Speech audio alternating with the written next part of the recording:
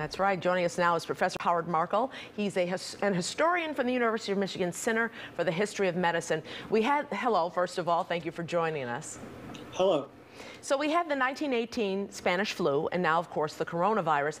And there are a lot of similarities, but there are a lot of differences, too. For one, the Spanish flu was not viral. It was a flu, and this is more of a chronic acute pneumonia, would you say? Oh, no. They were both caused by viruses. Okay. They were both easily transmitted by respiratory transmission, breathing, coughing, and so on.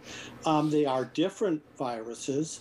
In 1918, there were no antibiotics. So people who got influenza and got viral pneumonitis or pneumonia would often go on to get bacterial pneumonia, but there was no way of fighting that, and that's how most of the people died in 1918. Today, not everybody who gets COVID gets very sick, but those who do get extremely sick and need intensive care. And I know you've been studying this, checking on the similarities and the differences here.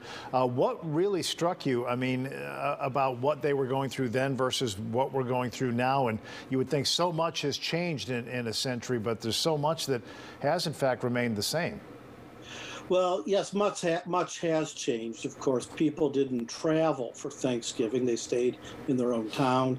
Families tended to stay in one area for holidays. But what has struck me is how amazingly politicized this particular coronavirus pandemic is compared to the influenza pandemic of 1918.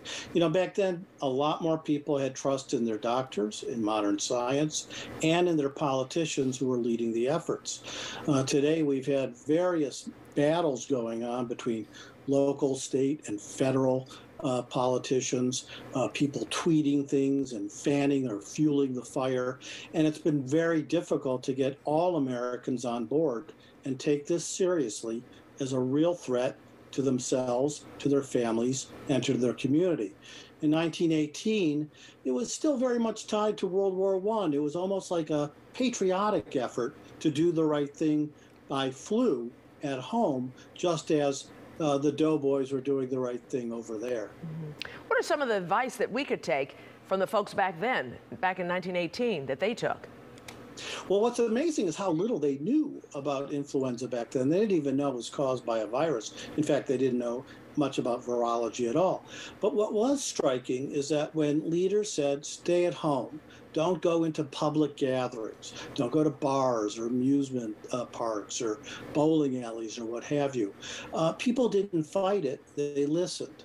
And what we have to really pay attention to is that some of the world's greatest experts on public health, virology, infectious diseases are right here in the United States. Many of them work for the United States government, the Illinois government, the Chicago government, and they are giving good, sound advice that we need to follow to stay safe and to stay healthy.